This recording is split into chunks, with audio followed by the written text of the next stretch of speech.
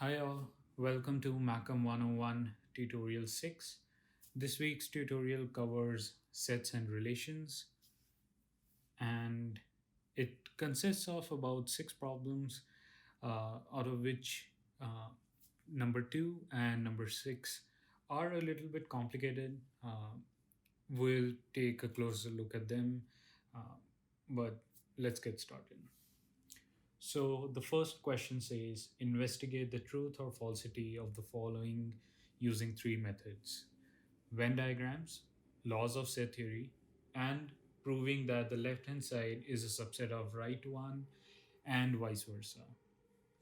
The equation in the problem is A minus B union C is equal to A minus B intersection A minus C. So to prove this using Venn diagrams, we create uh, the Venn diagram for A, B, and C, which is arbitrary 3 circles uh, intersecting one another.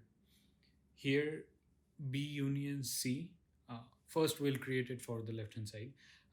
So I'll first shade B union C in green, which is fairly simple. And then A minus B union C is the one which is shown in purple. It's whatever is in A but not in B union C. For the right hand side, we'll first shade A minus B, which is in blue, and it just means whatever is in A but not in B, and then B minus A minus C, meaning whatever is in A and not in C, and then we take the intersection of both, which is the one in purple. And as we can see, both of these purple areas are the same in the left Venn diagram and the right Venn diagram, uh, and hence we can say that they are both the same. The second one is using laws of set theory. So we'll first start with A minus B union C, using the definition of set difference, which is A minus B is equal to A intersection B complement. So A minus B union C becomes A intersection B union C complement. And we apply De Morgan's law here, uh, taking the uh, complement inside, which gives us A intersection B complement intersection C complement. Now we use the idempotent law here to change 1A to A intersection A, and the other part remain the same, intersection B complement intersection C complement. Now we use, since they are all intersections, we can shuffle them up. So we use the commutative law to change the locations. So it becomes A intersection B complement intersection A intersection C complement. Now again, we use the reverse of the definition of set difference, and this gives us A minus B intersection A minus C, which was the right hand side. Hence, it's proved using laws of set theory as well. Now, the third part, it says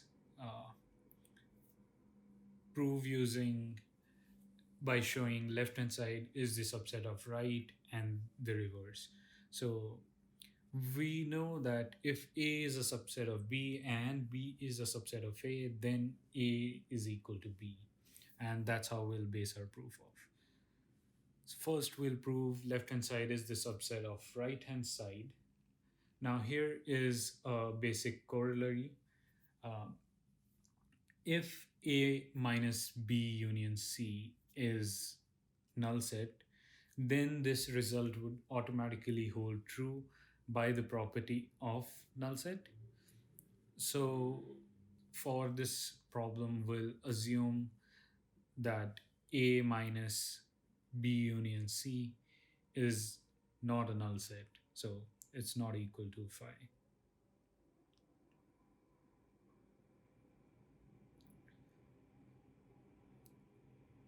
So let's assume there's an element X which is present in A minus B union C. So if X is in A minus B union C, then X would be in A and it won't be in B union C. So X doesn't belong to B union C. Uh, we separate B union C up. This would give us X belongs to A and X does not belong to B and X does not belong to C. Now, don't confuse between the union at the top and the and here.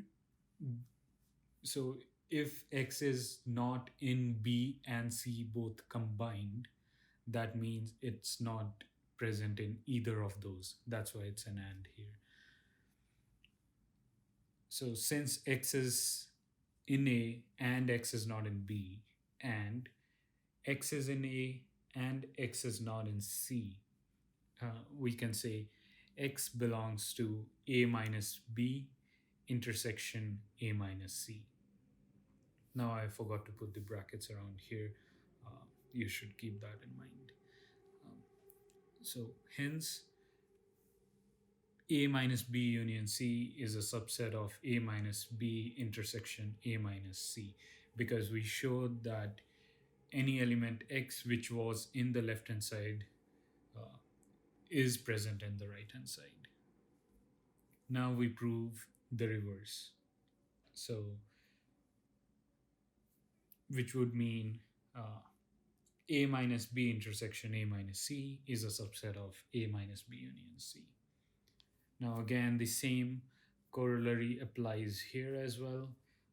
If A minus B intersection A minus C is empty, then the result follows from the property of a null set. So again, we assume A minus B intersection A minus C is not empty.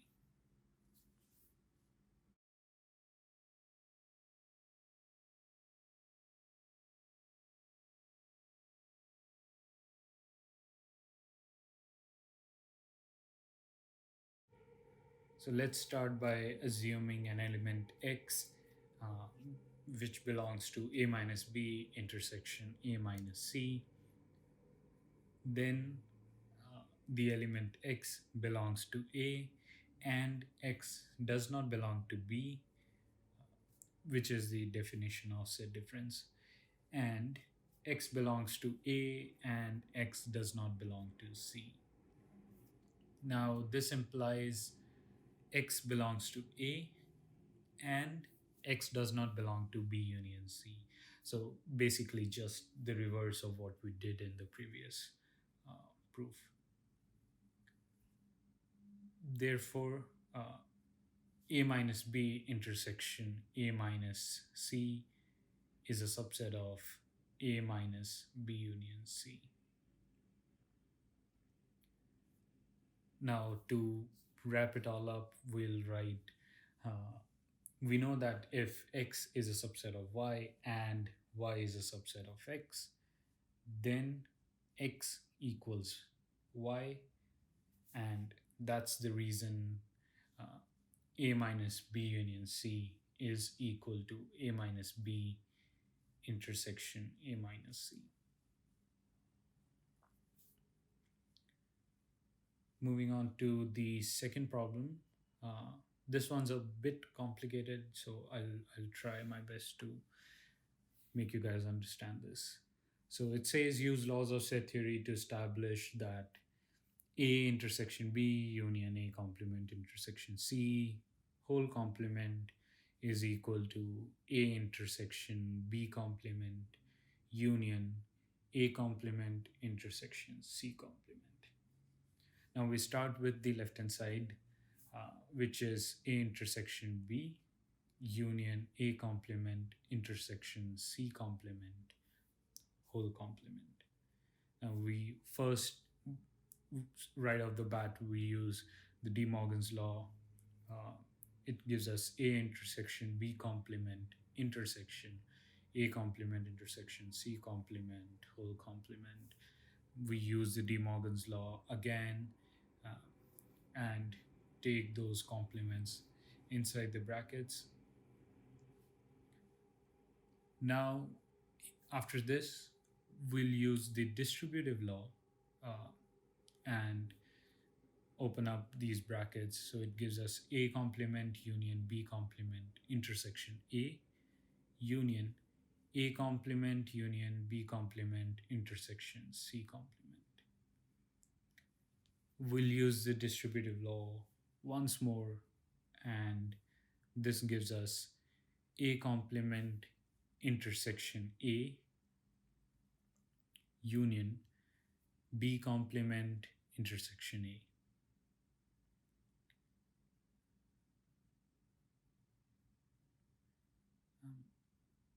And the other square bracket, when opened up, gives us uh, union A complement intersection C complement union B complement intersection C complement.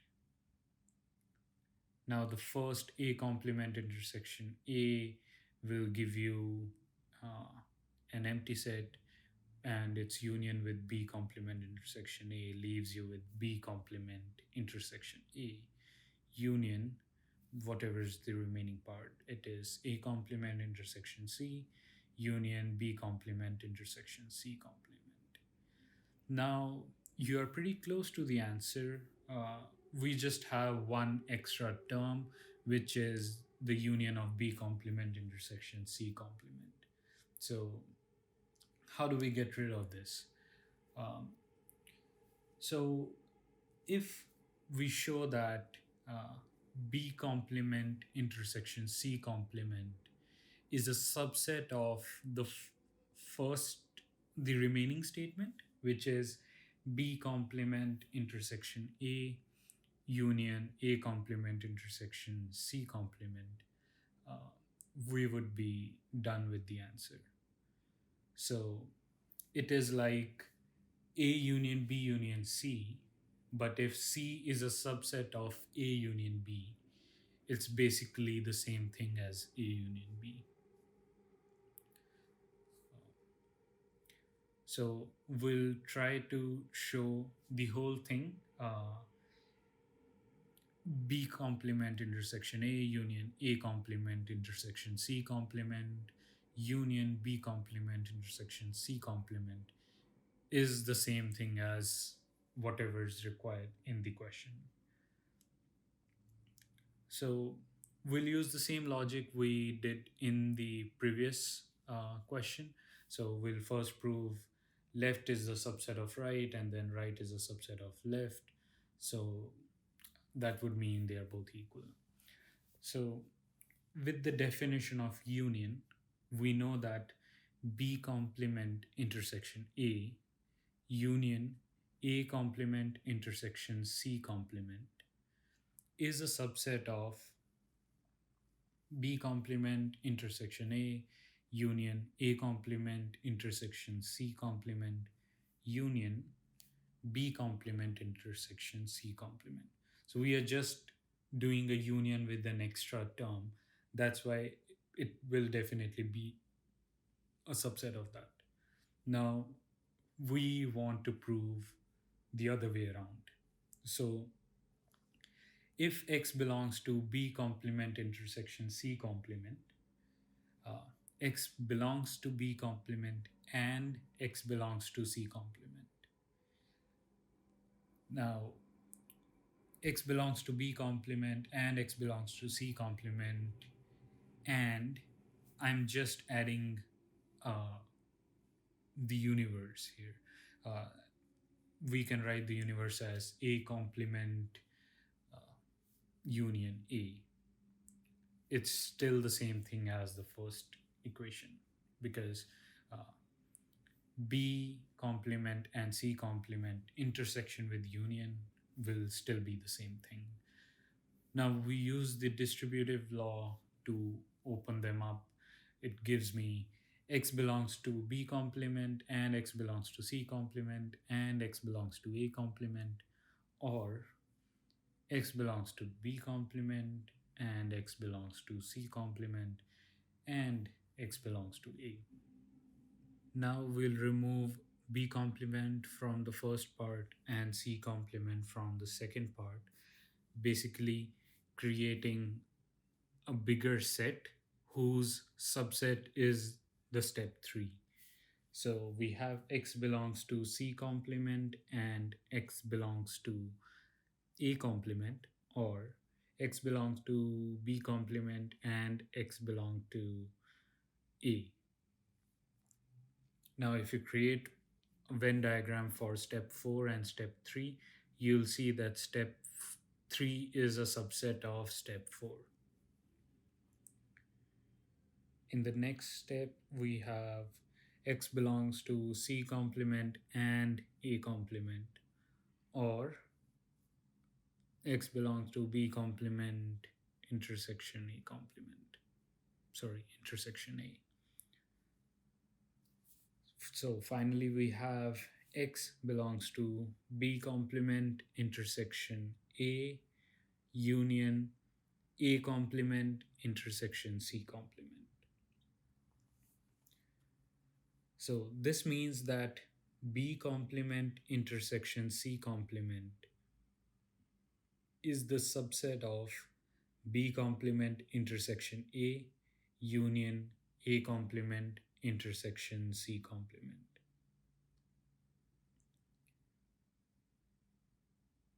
Now with this, we get the whole first equation which had the extra term, which is B complement intersection A union A complement intersection C complement union B complement intersection C complement is a subset of B complement intersection A union A complement intersection C complement union. Now, since B complement intersection C complement was a subset, and we found that in the previous step, so we'll write that down here. B complement intersection A union A complement intersection C complement. So this gives us B complement intersection A union A complement intersection C complement. So we'll name these equations as 1, 2, 3.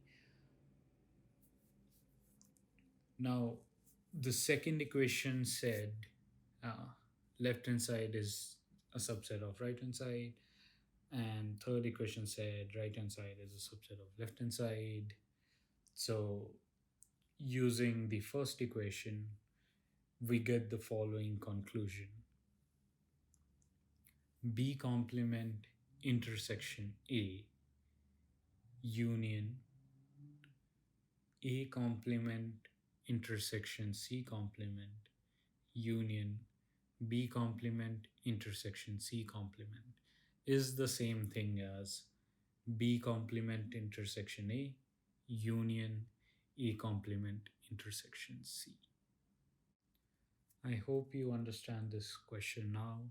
If there are any issues with this, we can discuss it more in the upcoming tutorial. So for question 3, we have using laws of set theory, simplify each of the following. The first one is A intersection B union A intersection B intersection C complement intersection D union A complement intersection B. So right off the bat, I just use the commutative law to shuffle the terms a bit. Now we use distributive property on the first two. It gives us A union A complement intersection B. Now A union A complement is the whole universe using the inverse law. So universe intersection B union A intersection B intersection C complement intersection D. Now union intersection B is the same thing as B, and it's using the identity law.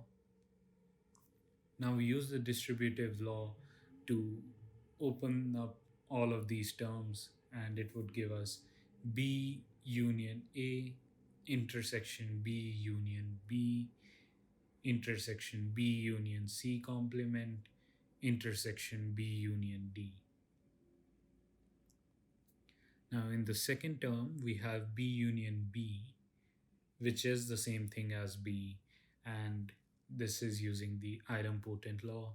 Rest of the terms remain the same. Now, since all of these terms are in intersection with one another and we have B in all of them, so using the absorption law, uh, it all boils down to B.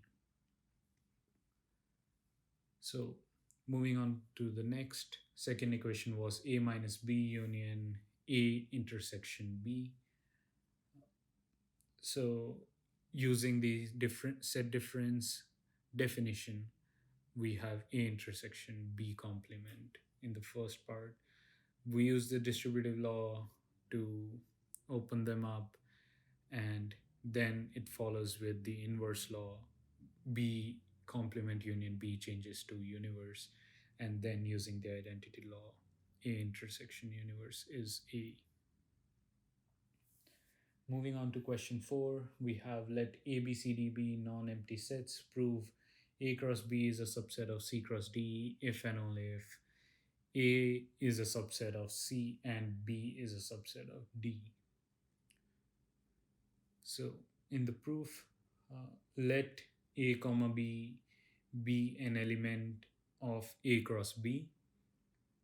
So since A comma B belongs to A cross B by the definition of Cartesian product, you'll have A is an element, small a is an element of the set A, and small b is an element of set B. Now we know that if X is a subset of Y, then every element of X is present in Y. So by the given statements which were in the question that state A is a subset of C and B is a subset of D, we obtain that A small a is an element of set C and small b is an element of set D. Again, by using the definition of Cartesian product, we have A comma B, it belongs to C cross D.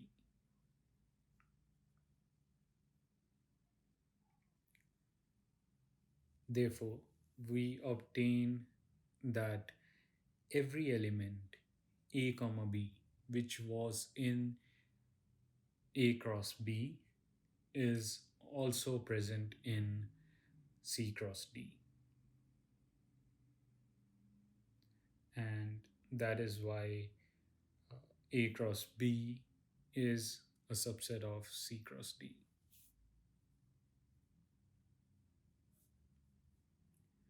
Moving on to problem 5, we have determine which of the following relations are on the set A are reflexive, symmetric, transitive, and antisymmetric. And the first one is where A is 1, 2, 3, the relation R is 1, 1, 1, 2, 2, 1, 2, 2. We have to draw the graph and the matrix as well. So for reflexive, we have A should be related to A. So if we take the element 2, we should have 2 comma 2 in the relation, which is the case.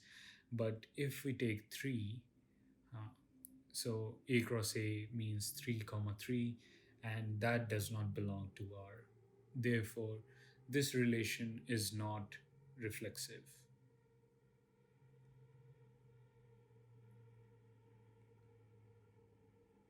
Moving on to symmetricity, if we have A is related to B, then B should be related to A. Now, to check this, we would generally take all possible combinations, like uh, let's say we have 1 comma 2 in A, so 2 comma 1 should be present. We have 1 comma 1, so the reverse is 1 comma 1, that should be present. Um, so you check all the cases, see if the symmetricity holds, which does in this case. So this relation is symmetric.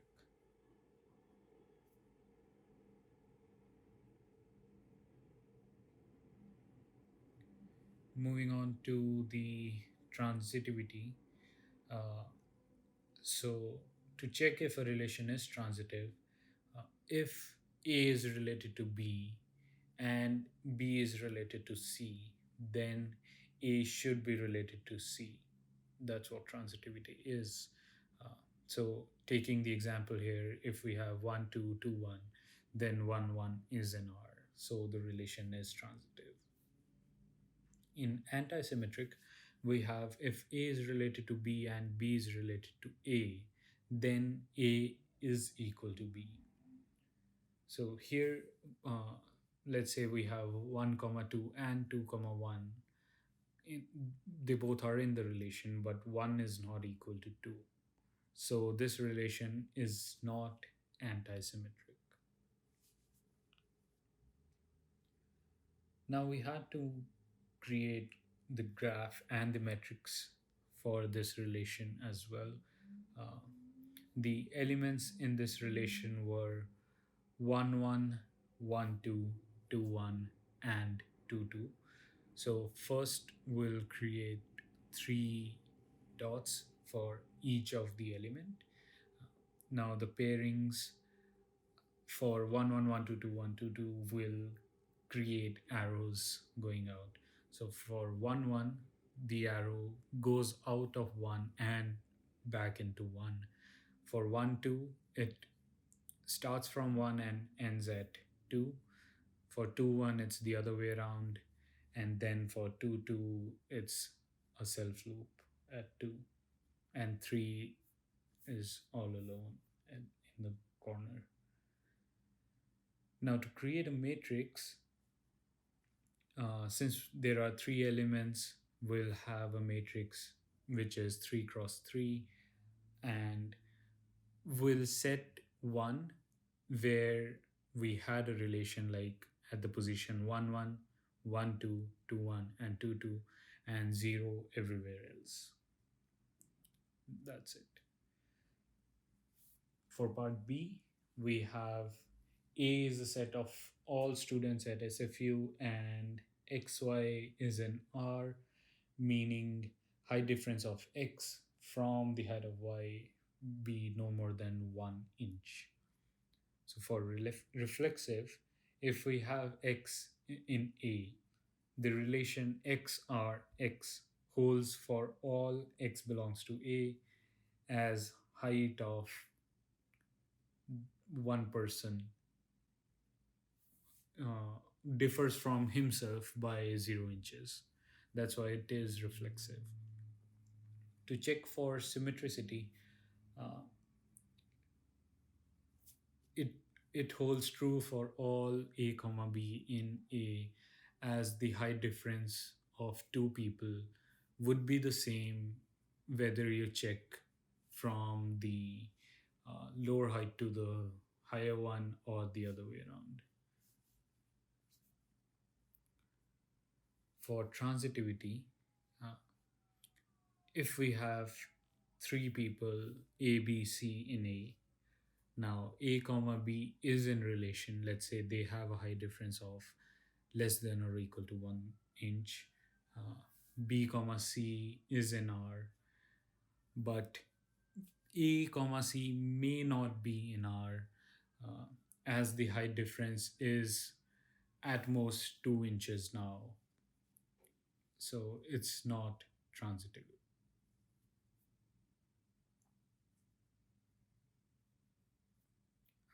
For anti-symmetricity, uh, let's say we have A comma B in uh, the set A.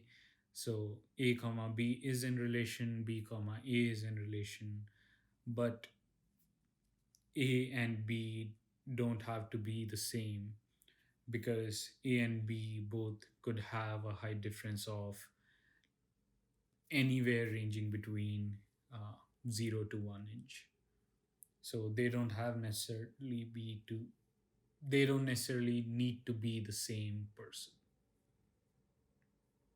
So it's not anti-symmetric. Moving on to the third part, we have A is the set of ordered pairs of real numbers. That is, A is R cross R, and x1, x2, y1, y2 is in R if and only if x1 is y equal to y1 and x2 is less than equal to y2. So uh, for each ordered pair x1, x2 in A, we have x1, x2, comma x1, x2 in the relation R. So here we do the checks. X1 is equal to x1 and x2 is less than equal to x2. So it is reflexive. For symmetricity, um, if x1, x2, y1, y2 is in R, then y1, y2, x1, x2 should be in R for all x1, x2, and y1, y2 belonging to the set A. Here we have, from the first one, we have x1 equals to y1 and x2 less than equal to y2. But in the second statement, we have y1 equals x1, that's fine.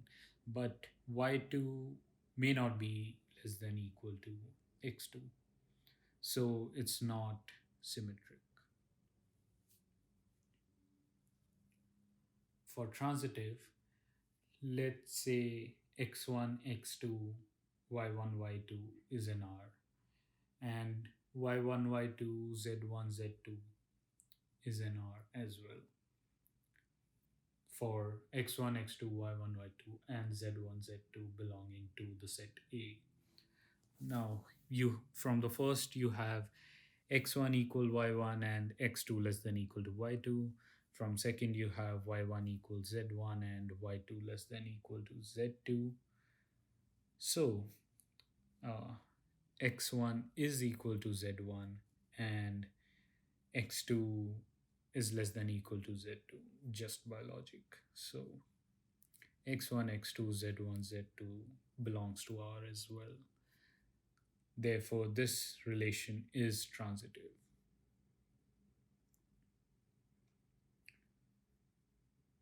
Now, for anti-symmetric check, uh, let's say if x1, x2, y1, y2 is in R, and y1, y2, x1, x2 is in R as well. So, by the definition of relation, what checks they had given, uh, we have x1 equals y1 from the first statement. Uh, we have x2 less than equal to y2. Then we have y2 less than equal to x2. So this just means that x2 is equal to y2. So x1 is equal to y1 and x2 is equal to y2. Therefore, x1, x2, y1, y2 are one and the same thing. And that's why this relation R is antisymmetric. The last question, it says, check that the following relation R on set A are equivalence relations, find their equivalence classes, the number of equivalence classes, and determine which equivalence class the element Z belongs to. The first one is let A be the set of all possible strings of three or four letters in the alphabet A, B, C, D.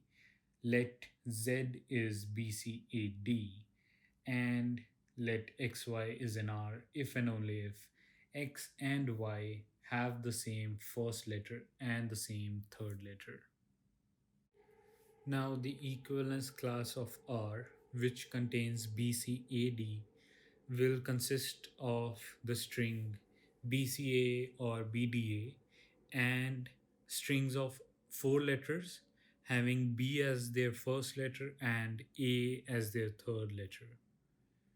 Now, to check the distinct equivalence classes of R, uh, you have four square choices because there are two spots uh, which have to be the same and four options for each of those spots.